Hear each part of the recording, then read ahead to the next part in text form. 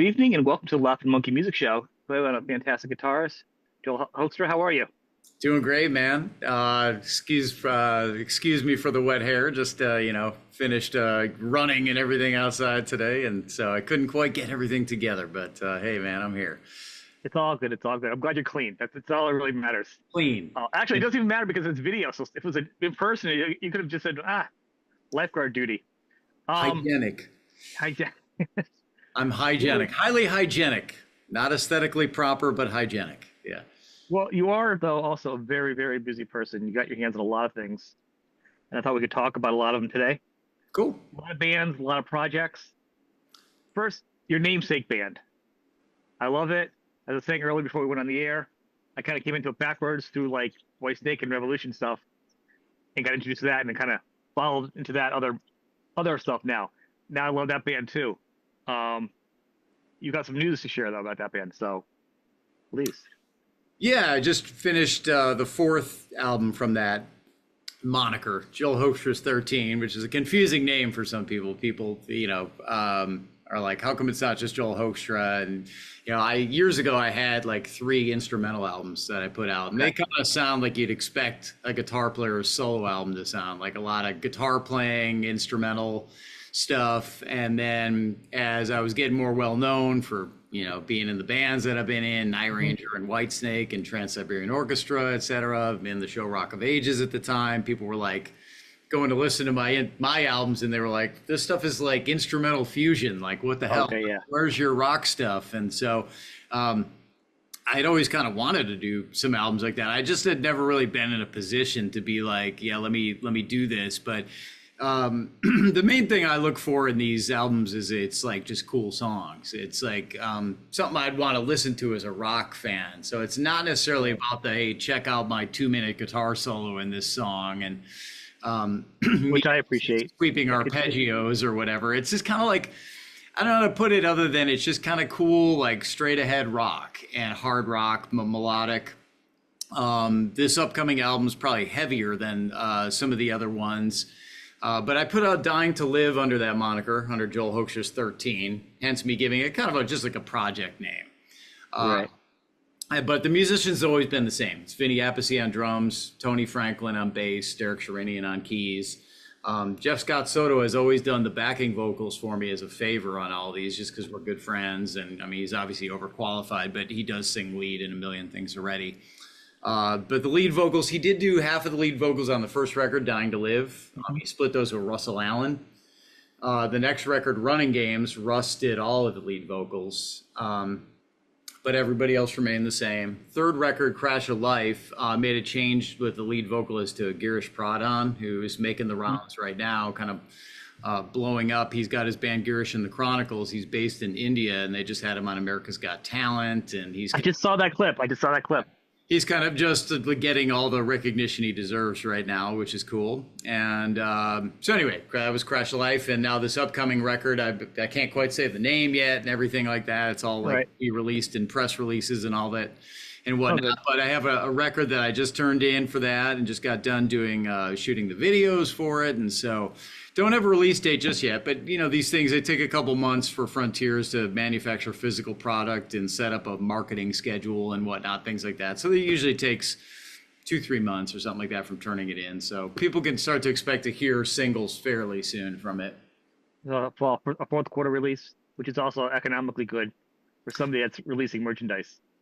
I mean that the reason I make these records is more or less just as like an artistic expression. Like it always sounds self-important when I say it, but like the long-term, like big picture legacy kind of thing. Like I've had a lot of great gigs. I've been really lucky in that regard to some of the things I just mentioned, to be able to play in Whitesnake or play in Trans-Siberian Orchestra or play with Cher or what, there's a lot of great gigs, but at the end of the day, I still want to have, put out my own music and have been a writer and an artist. And so that's what it's about for me. I do kind of work within like trying to understand what my fan base is with Joel Hoekstra's 13 and not make like, oh, I feel like making a rap album, I mean, it's like, I'm like, hey, let's, give people what they want here too. Let's be creative within certain constraints. But For me, it's an opportunity to do all the way from writing the lyrics to what the vocal melody is, to what the guitar riffs are, have oversight on the mix, have it mixed as I like it, have the artwork done as I like it, kind of sign off on everything. So they're a lot of work for me. I mean, by the time I'm done writing all the guitar riffs and writing all the vocal melodies, writing the lyrics, I have to track a guide vocal for Girish, sing basically the whole record myself. And they're a lot more work than the other records I make. But like I said, it's important for me at the end of my career, just the body of work that's there to have my own music out. So it's not really about any commercial thing for me. No, I meant for Frontiers. It makes sense for them if they're going to put it out and album's going to sell. They would know way better than me, man, especially with nowadays. I mean, I don't understand how anybody's doing anything other than the actual streaming services. But, you know, I know having a record put out is pretty good nowadays. Just to have a label. Yeah, I'm really grateful to Frontiers for all that. And they're also really cool about just me making these records. Like they just let me make make a record that I want. I think I understand that, again, within those guidelines, what they're going to kind of want, you know? Right. Like at the label. So I try to respect that as well, that they're giving me the opportunity but they've been incredible to me with that. And also with the other stuff that we'll probably talk about recording wise, with Revelation Saints and that's, coming up to recording the third record with me on board now. So I'm excited about that. Dean is excited about it. Dean Castronovo obviously does the singing on those records and, gets overlooked because he's such an amazing drummer for Ernie, for those that don't know. But Dean is a world-class drummer, but also sings incredible. I mean, he's like really good, yeah. Like Steve Perry 2.0, man. It's unbelievable. So it's really a pleasure to work with him. He's a great talent and always been a very good guy to me. I mean, we were out when I was in Night Ranger with Journey quite a bit. I didn't have a whole lot going on for myself at the time, and Dean always was the greatest guy, which that speaks volumes. Like before you're kind of, important enough for somebody to go, hey, this guy's worth my time, so to speak, that he was always like understood, like, hey, this guy can play, he's cool, and was a good guy to me. So anyway, look forward to doing that record, and Dean's a great talent, and so that'll be coming up too pretty soon. I'll probably be doing my tracks for that. As far as Dean goes, I'm going to say it's funny to think about now. Like, I know Dean first hearing, like, obviously at my age, because we're like, I think we're almost the same age. I think we're both 54. He came up and you think of the drums, and then wow, he's a great singer in the past X amount of years with the band. But there's a generation that is going to only know him as a drummer. Wasn't he also as a singer? They're like, wasn't he also a drummer in that band? Like, they're going to know him as a singer now. It's kind of neat that I was first generation.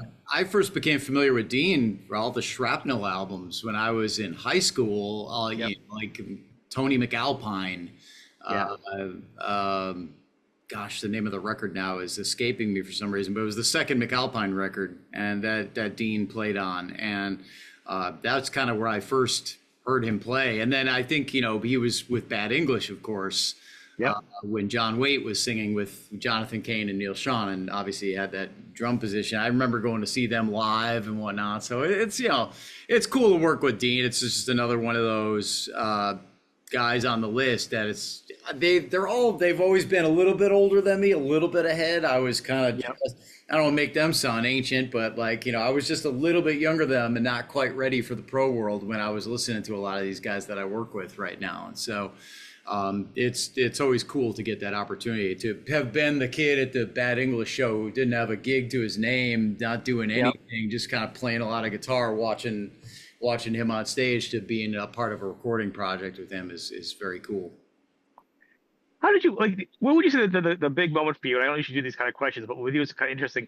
What do you think the biggest moment was for you that really got you on track to get noticed? And it doesn't have to be like a moment where you're like, I was doing this. You could be like, I met this person, they had my tape, whatever. Like, what was that one thing you think that was like the one thing that kind of put you to the top of that roller coaster? And else you're like, all right, I'm grooving. I feel like it's just been a lot of, sometimes I'll say it's little breaks, or you can call them all big breaks if you want. I mean, but it's just kind of been a building process for me. So there's a lot. For me to name one almost feels like dismissive of some of the others. I fair. mean, I look at like when I was playing locally in my own band, kind of, you know, back out of GIT and back in the Chicago burbs, like landing in with Kathy Richardson, who sings for Jefferson Starship these days, an amazing singer. And that was kind of the first time I was in any kind of local band that mattered, where people actually first started to ask for your autograph or a picture and that kind of thing. And that was like, wow. And then consequently, because of that in the area, I drew the attention of Jim Peterick, who founded Survivor and the Ides of March and has written a gazillion hits, obviously wrote all the Survivor hits and wrote all those 38 Special, co-wrote the 38 Special stuff, Hold On Loosely, Caught Up in You.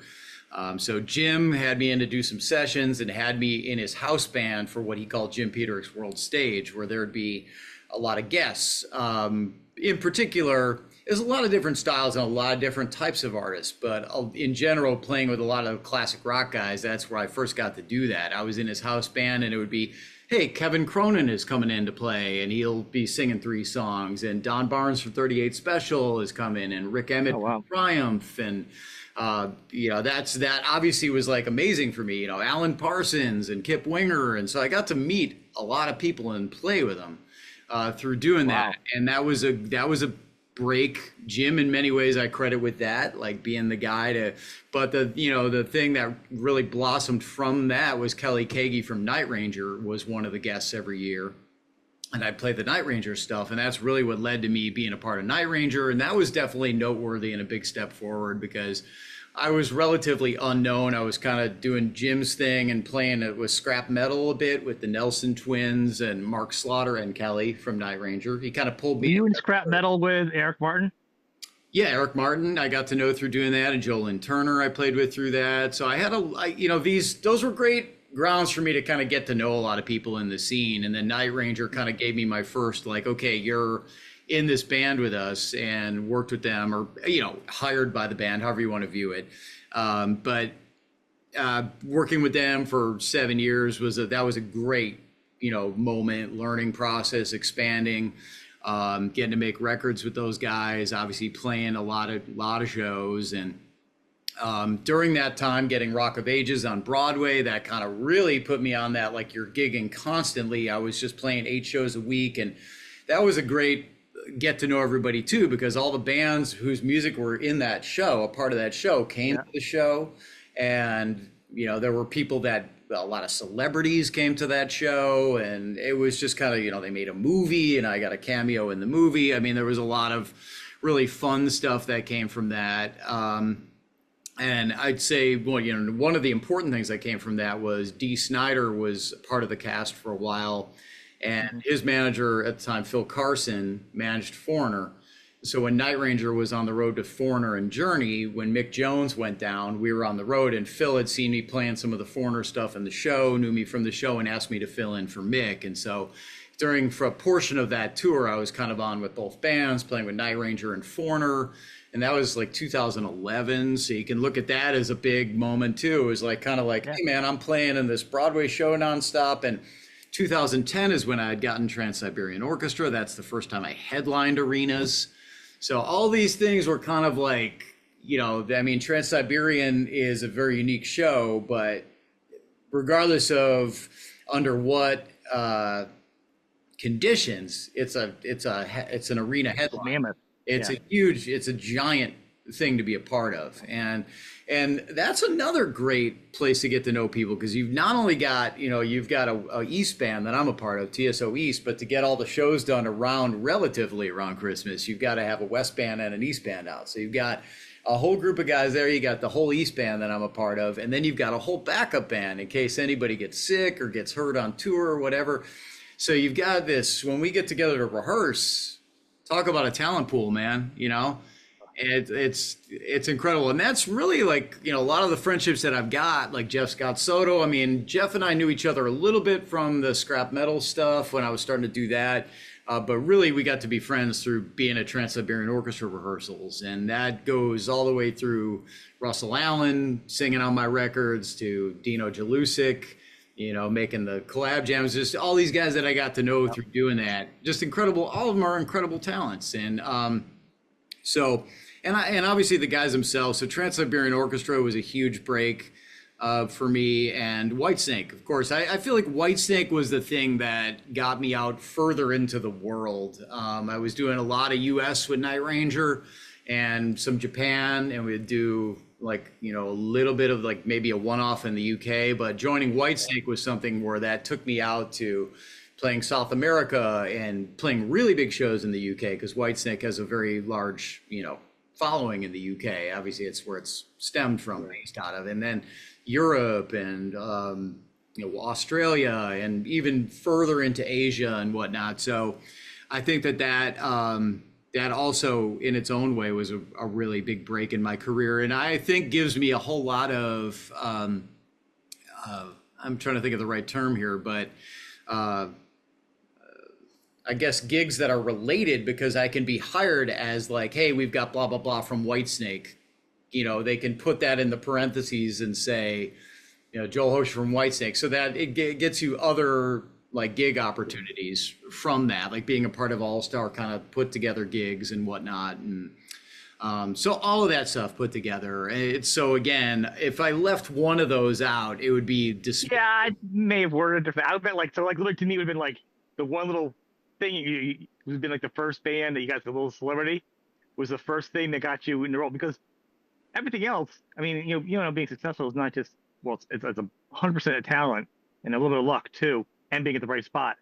You have a reputation of being a hard worker, being easy to work with. And I talk to a lot of people, so you have this really great working relationship with people.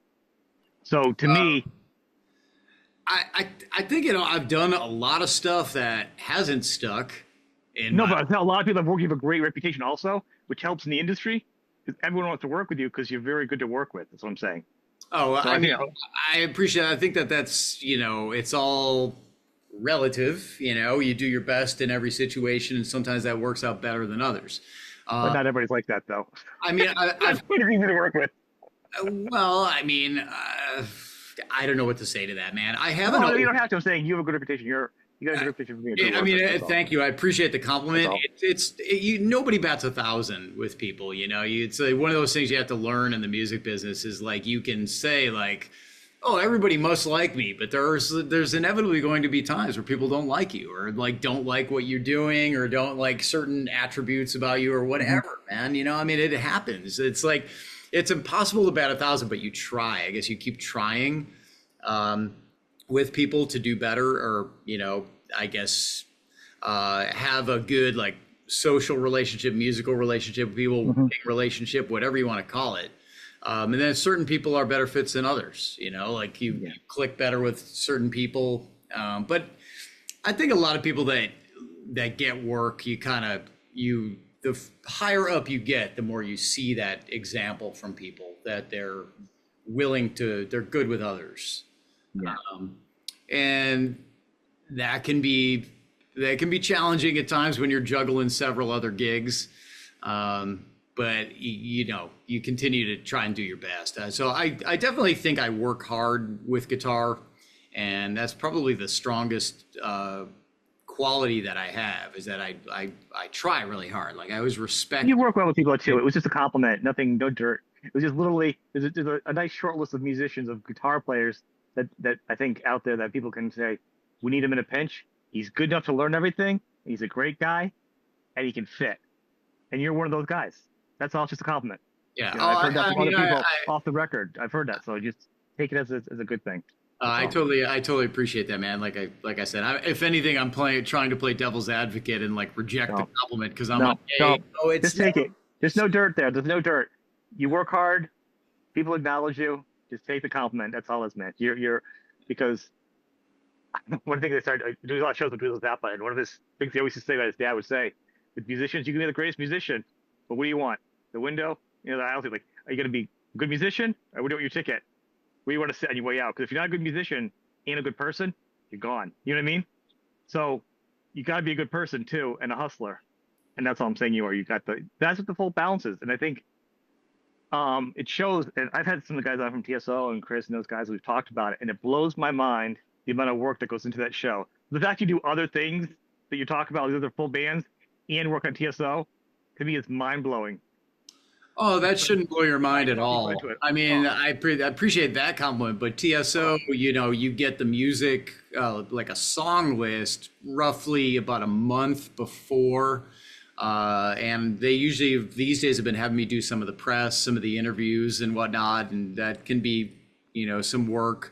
But it's kind of work about three months out of the year total, like a month kind of getting ready for the tour before rehearsals, and then rehearsing for rehearsals. Yeah, it's a level of perfection. that's how we roll with TSO, man. Unbelievable. You kind of have to roll that way with TSO because it's you have time.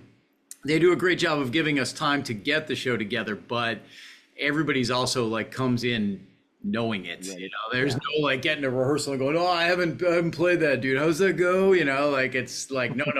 You like that doesn't fly in there, man. Pretty much everybody knows how to play everything like note for note on rehearsal one and get ahead of the curve a little bit.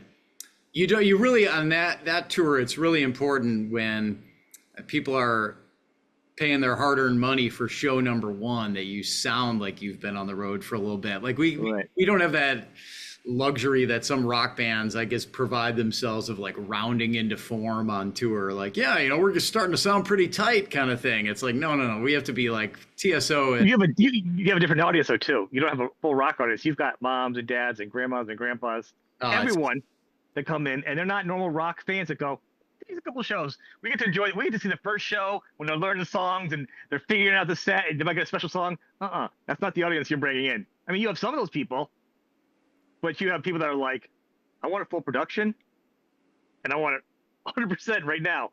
You know? Yeah, I mean, that's a incredibly unique thing that you just said, like about TSO, or powerful thing about it is that you're not just like getting fans from the classic rock scene. You're getting like fans that are fans of like TSO itself. So they kind of have their own world of fans. And so for me, that was great as well. Like upon joining is like this whole, they got a really diehard fan base, man. People that have been going to that show the whole time. And they tend to support your other activities, you know, and that's, hey man, what more can you ask for? You have a great gig where you get to go out with, you know, I love working with the guys in the band.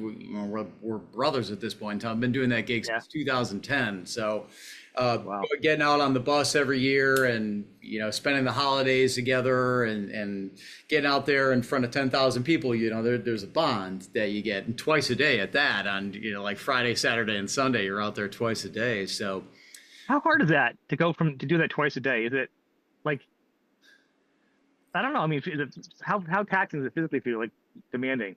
Well, thankfully, I've been doing it for like a lot of years, so I'm really used to it. There is that feeling though when I would go out with other things and I'd play 3-4 shows a week or something like that. You'd go like, man, we should be doing more. Like, shouldn't we be like, you know, doing you kind of have to learn to downshift when you're out on a normal tour a little bit and go like, because you like, you know, back off like of the engine. But no, it's cool, man. I personally love it. It's all consuming. It's like you dive in and you're just in it. You're just in that mindset for the tour, and you know, it's not that bad. Like they give, you know, 2 days off in a row. You typically, a typical TSO week is kind of one show on Wednesday, one on Thursday, and then Friday, Saturday, Sunday, you have 2 show days. And then you get to Monday and Tuesday and you just recuperate. And for me, like that usually even, this is where people go like, dude, you really are a workaholic. But I'll do like my remote teaching and stuff that I do kind of regularly if I'm not touring.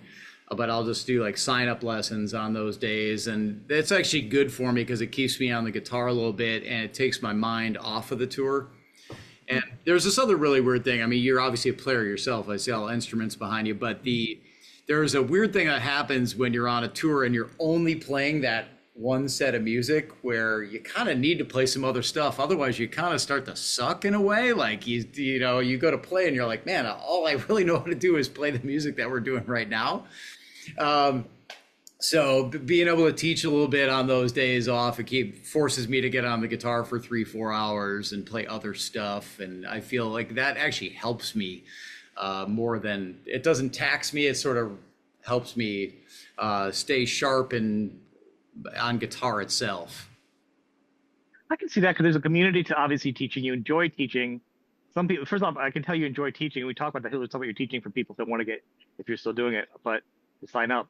But I think teaching is fun. When you're really into teaching and doing it, it's kind of a back and forth thing. So it's kind of nice and rewarding for you. It does give you a mental break from the show, play other stuff. You're not performing. You know what I mean? So it probably gives you a nice recharge. I think it's just part of 2025.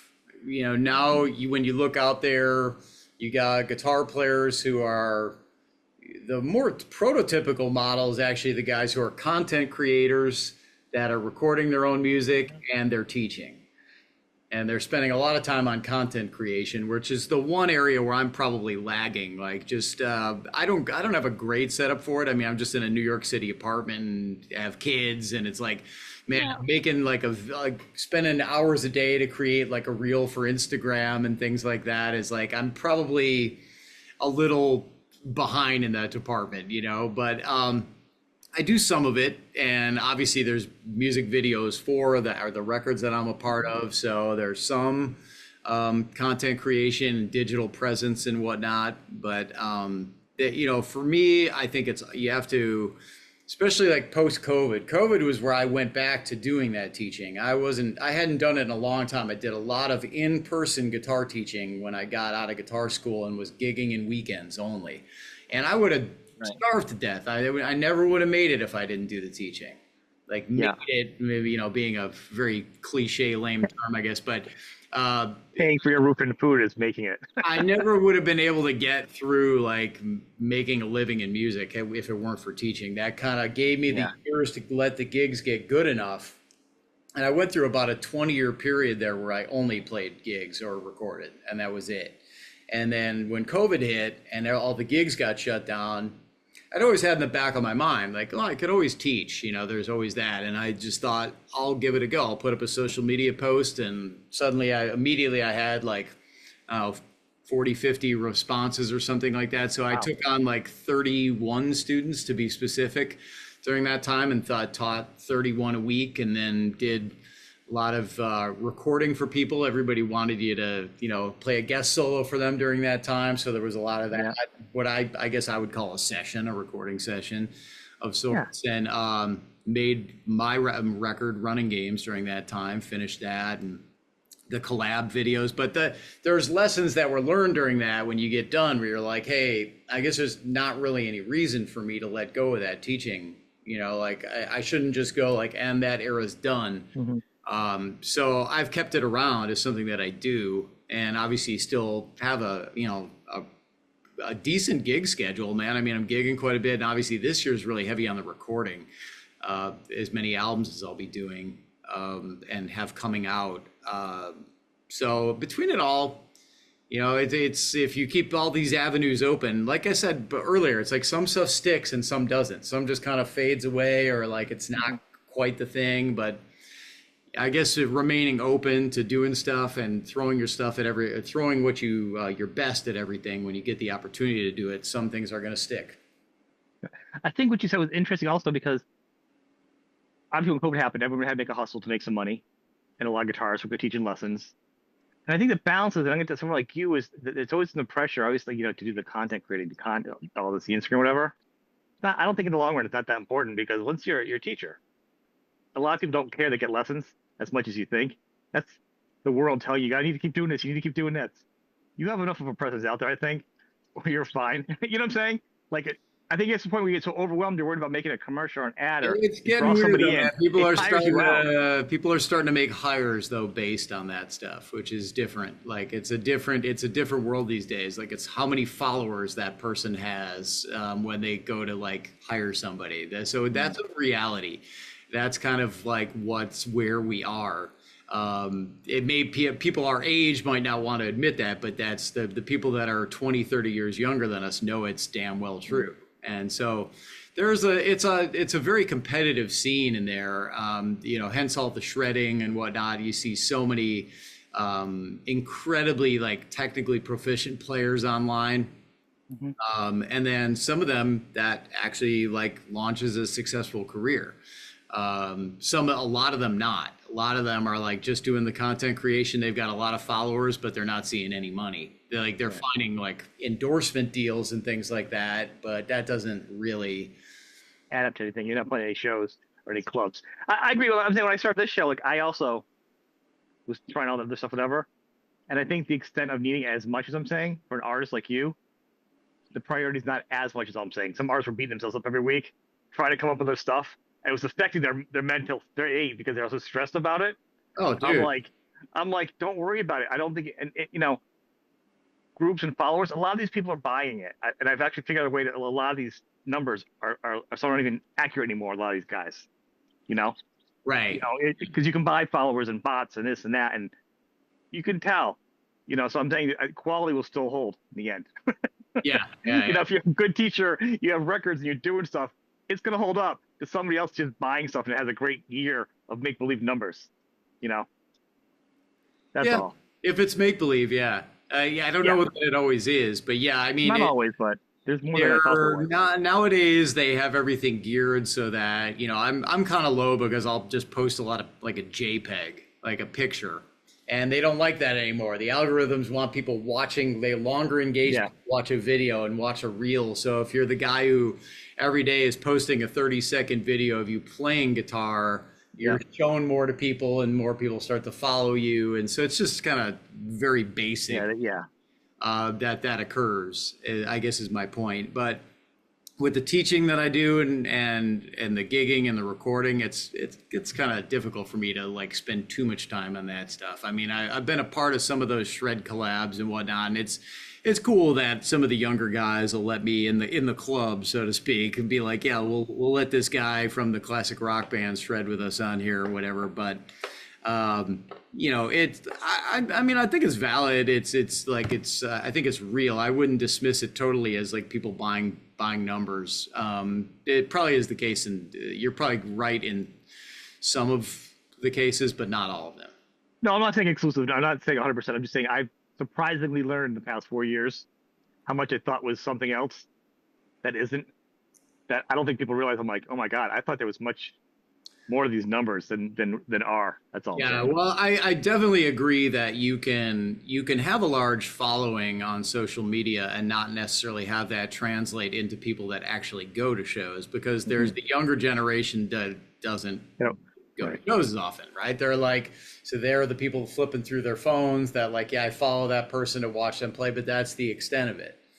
Like if that person is playing 45 minutes away, are they going to take the 45-minute trip and pay money to go see them? Or are they going to just go, well, I'm just used to seeing them right here when I do this, right? So it doesn't. And that's a different thing.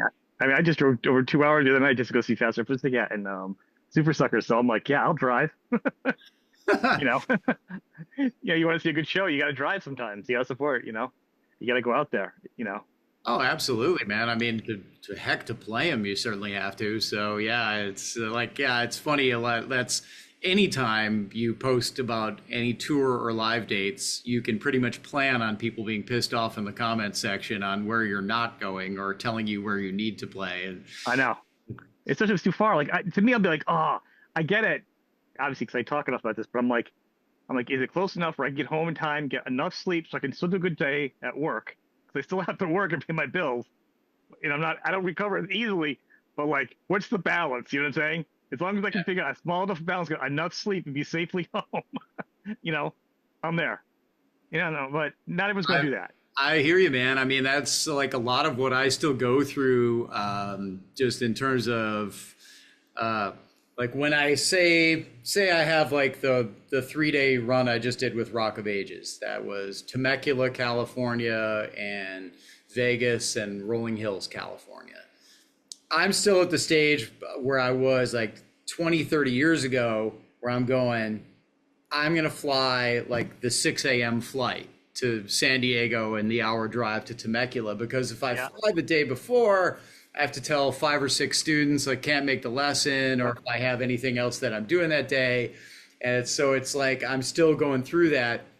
I go, well, I'll sleep until 3:30 in the morning or 4 in the morning, go to the airport and I'll sleep. I got a 5-hour flight. I'll sleep as much as I can on the flight and then I'm in, But Yeah. I'm still doing all of that, which is kind of crazy. But the further in you get, you're almost like, man, I might need to take like a day off, like to just be like, I'm traveling today.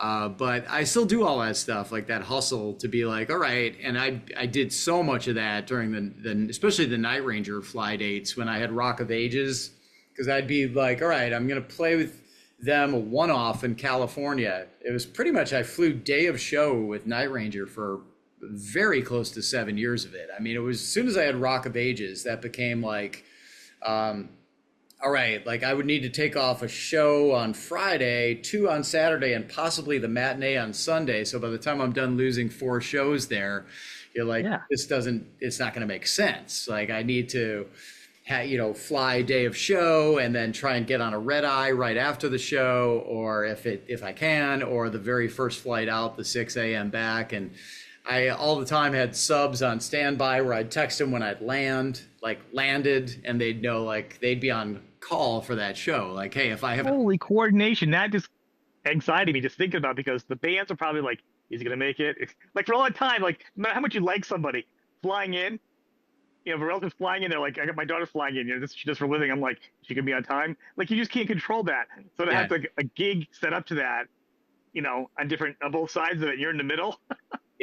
Yeah, there'd be, but all the time you would have that dialogue with the sub, and you'd say, okay, because my flight lands at this time, so if I haven't texted you by this time, if there's any nonsense where we're stuck in the air, this is kind of pre-Wi-Fi in the air too. Like that wasn't happening. So you say, if I haven't texted you by this time, go in and do the show. And then, but you'd have to put them on hold. And usually they'd be okay with it, because you're giving them like 3 shows and saying, look, I need to do these 3 shows and be on standby for the 4. Okay, so like any other business, you get on-call pay. You're on call, you're available, you're sober, you get on-call pay. You're there just in case, so it's worth their time. That's how businesses work, That's pretty funny. But still, I'm always amazed and have much respect for like the year schedule. Like so when Chris and those guys are on, they're talking about, TSO and Sabotage and solo stuff, like all those overlapping schedules of different projects, which is kind of how things have become since probably 2010, probably. And forward, the multiple band projects. Yeah, right. Do that. It's amazing though if you think about it. Like, remember coming up was like usually one band. If God forbid that one member of the band did a solo album or did something with somebody, the band was in shambles. Yeah. Now.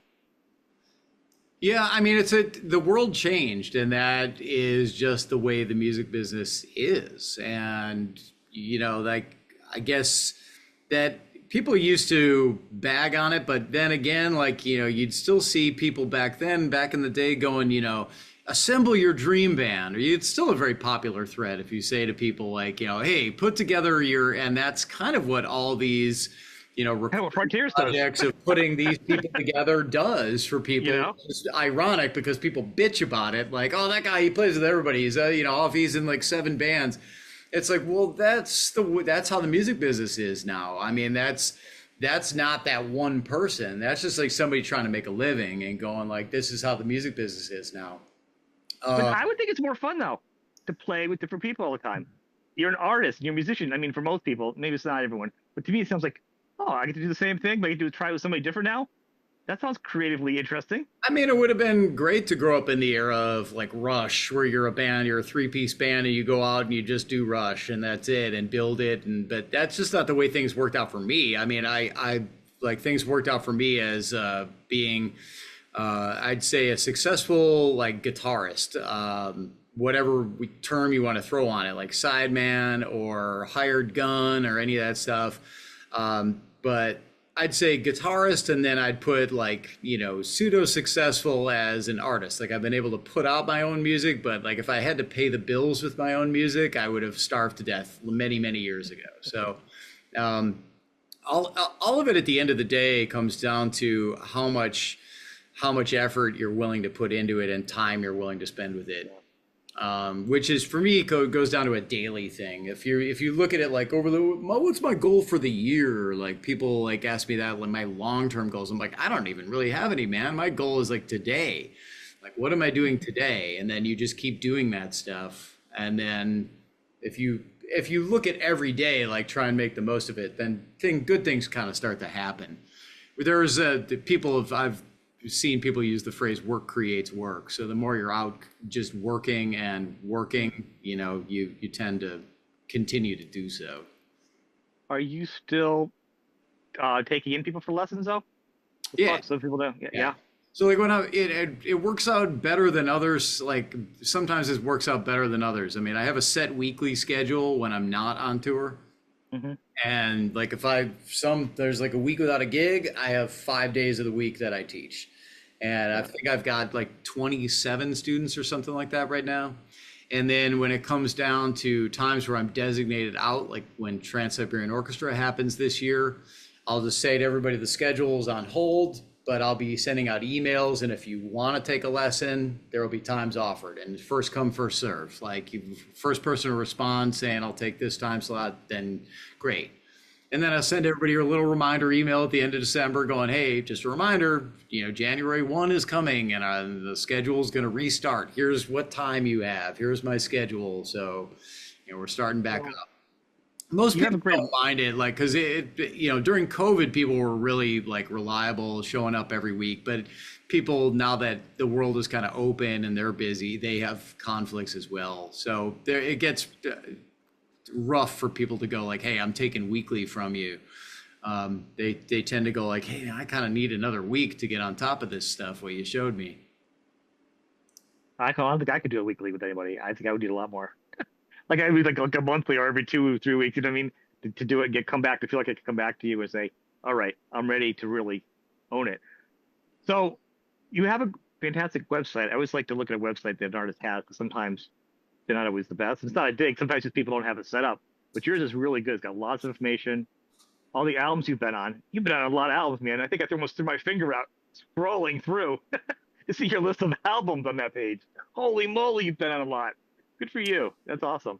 Oh, thanks. There's a lot missing on there, really. If you count all the guest solos, yeah. At a point, I just kind of fell behind because I was doing so many. Like, yes, I'll play on this track for you, type of stuff. But I try to have any ones that are like, hey, I'm a big part of that up top. But yeah, through over the years, I've obviously played on a lot of albums and there's a lot on there for people. But it's a good reference point though for people to start. And I think one thing I like, and I want to encourage people to go to your website, and the link will be on all the podcasts and YouTube and all different sites we do it on, whatever, iTunes or whatever it is, Spotify, for your website for people to go to it.